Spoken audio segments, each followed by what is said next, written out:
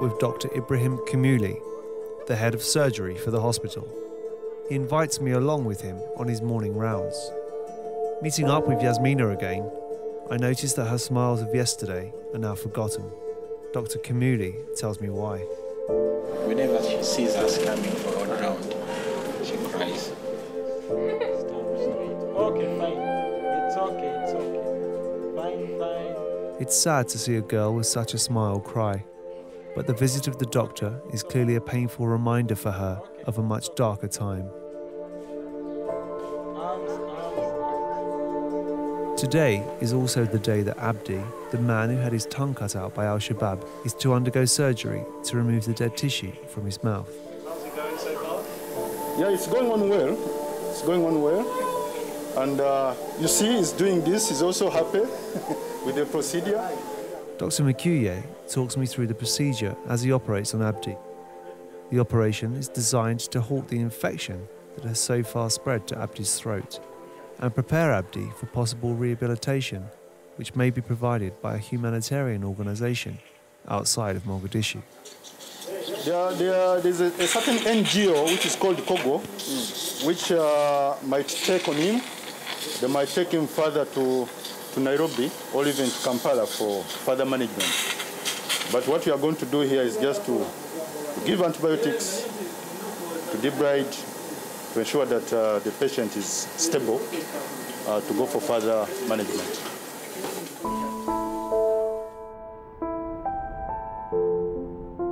Back with Dr. Kamuli and Yasmina, I hear the little girl tell her horrific story in her own words. What happened at home?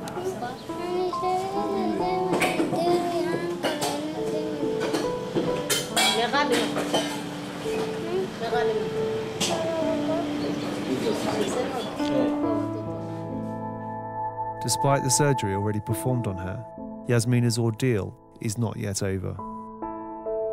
By the time she came in, she had septic wounds. They were dirty. They were still discharging us. So we've been dressing them every day. And we are going to take her to theatre to close the stamps.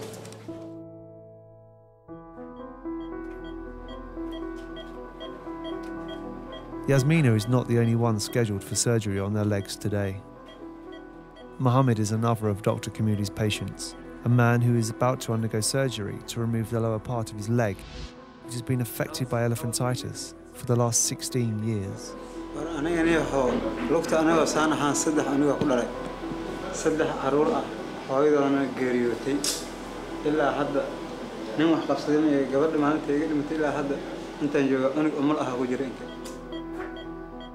Dr. Kamuli explains the procedure he is about to perform. We are going to do a below knee amputation. Surgery takes usually very few minutes, at most 30 to 45 minutes. Yeah, and healing is expected to be faster.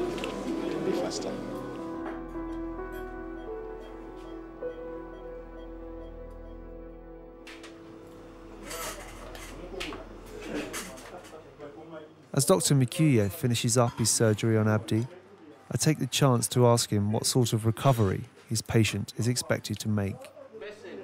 He'll have difficulty in speaking because the anterior half, almost half of the anterior tongue is gone. So speaking will be very, very difficult. Make sure you work on this passport. Make sure he gets a passport. With control of the infection by the hospital now achieved, rehabilitation for Abdi is now a real possibility. It seems the family now have a future ahead of them once again.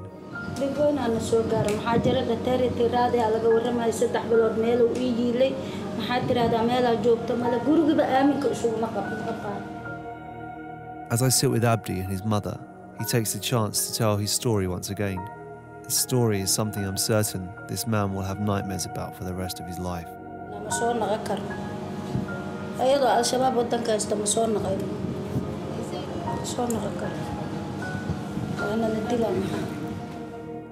His mother talks of Al-Shabaab. What does this group hope to achieve by carrying out such random acts of violence? What What must it be like to live day by day in Mogadishu with this terror hanging over them?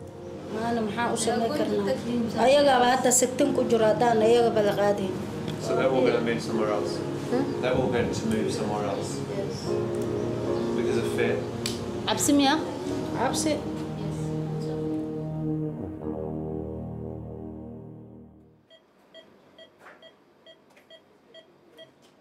As he prepares to operate on Mohammed's leg, I asked Dr. Kumuli about the surgery he is about to perform.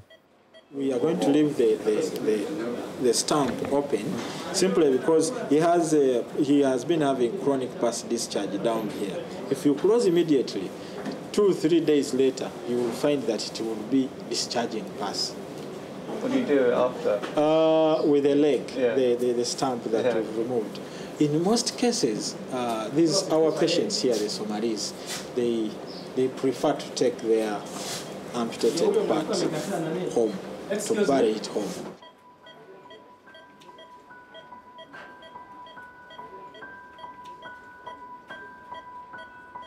While for Mohammed, the operation is just the beginning.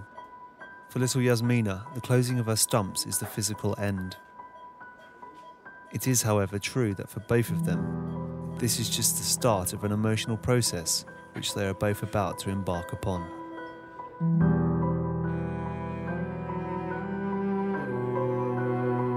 We first really try to rehabilitate the family all together before we just return them home or to the village where they come from. We pick a few of them, then we try to counsel them for some time before we eventually let them go back. Such cases, actually. We feel sad about it, but what to do? This is Somalia. When talking to Dr. Kumuli, I noticed there were lots of children hanging around us. I asked him to tell me about the children who are here at the hospital. Typical cases here are stories that would be harrowing anywhere else in the world. One time we admitted one, she lost the father, the mother, they were sleeping at night. She's the only one who survived. All her brothers and sisters died. Listening to Dr. Kumuli talk of children reminded me of the young boy I had met yesterday. I went back to see him. Clearly drugged, clearly distraught, I sit as he cries out to the doctors that he wants to go home to his mother. This, it seems, is the kind of people these armed gangs are recruiting. Children, innocents, the poor and the hungry.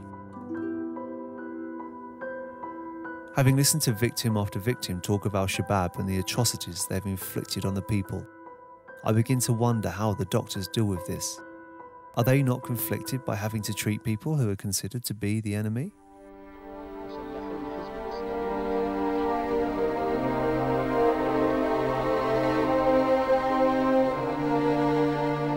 Sometimes we get such patients. It's Al-Shabaab. We tend to isolate them. We put them into another ward where we offer treatment to them. How do I feel about it? No problem. For us, what we receive are just casualties. And then you work on him knowing he's either TFG, civilian, or is Al-Shabaab. Me, as a doctor, I don't feel anything wrong with treating an enemy rather than letting him die. We have treated many of them and will continue doing it. The doctor's attitude towards Al-Shabaab surprises me, but I wondered if the civilians felt the same way. These civilians who are here because of the cruelty that have been inflicted upon them, how did they feel about the armed gangs who run around this city? I asked Abdi and his mother what they thought.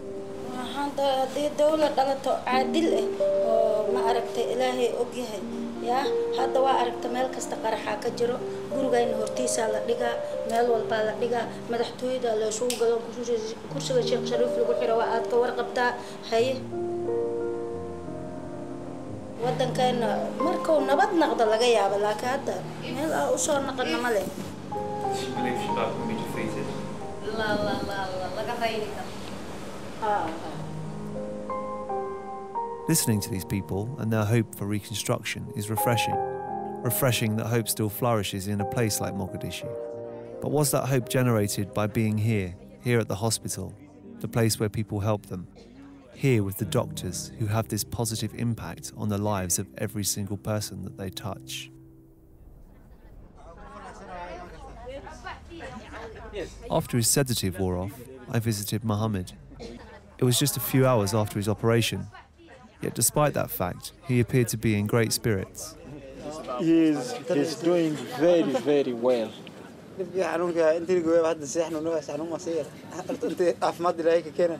Sometimes a patient after amputation can complain that I feel pain in my toes. Now like this one, we amputated the left limb, but he can complain, I feel pain in my left toes. So we call it phantom pain. Experiences that kind of pain on the part which you actually removed. So he can say, I have pain in my left foot. I looked at this man. He had his leg amputated just a few hours ago, and yet he is lying in bed and making jokes. His resolve, like that of most Somalis, is amazing. I suppose it has to be. Yeah, we'll look at his wound again tomorrow, around this time.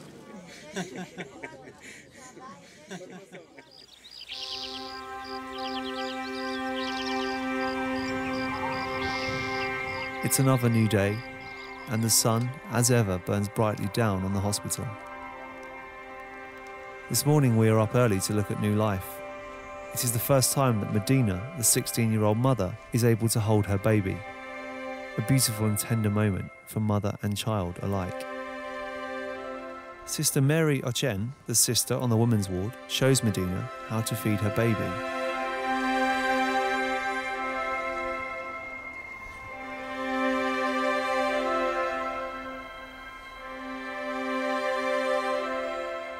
Optimistic times today too for Mohammed as Dr. Kamuli closes up his stump. It has been a long journey, but now he can start to plan for his future with certainty. Tomorrow we can let him go home, then he comes back for review and then remove of stitches. With this war having raged for 20 years, I'm not surprised at the sheer number of people who now look to AMISOM for help. This hospital, having only been open for a relatively short period of time, is clearly not only having to deal with fresh illness and trauma, but also with a caseload that dates back decades. People have been fighting for the last 20 years. We see adults coming in with hydrocele for the last 20 years, abdominal tumor for the last 20 years. This could be attributed to the fact that there has been no formal healthcare facilities for these people. Since there is war and since the hospitals are few, they can't go, they wait until when the situation is so bad. This is the best hospital they have around because outside medicine is expensive. Here, once a patient has entered, is free to get treatment, even food, everything we give them.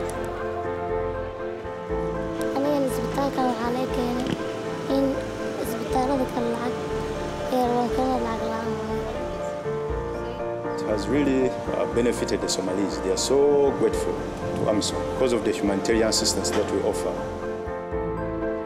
I spent a lot of time over the past few days with Mohammed, Abdi, Yasmina and Medina.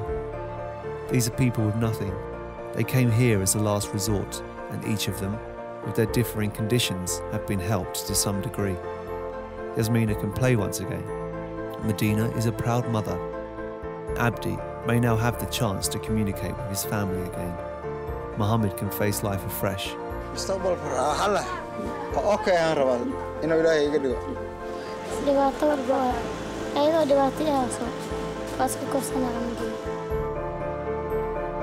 are people who would have had to endure continued suffering if it had not been for the doctors of this hospital. These doctors and nurses sent as part of a wider mission to help bring peace to Somalia, by Africans to help other Africans. But these doctors are the people doing just that. These are the ones giving hope back to the people of Somalia. This hospital, this gate of hope, This is where belief of a brighter tomorrow starts.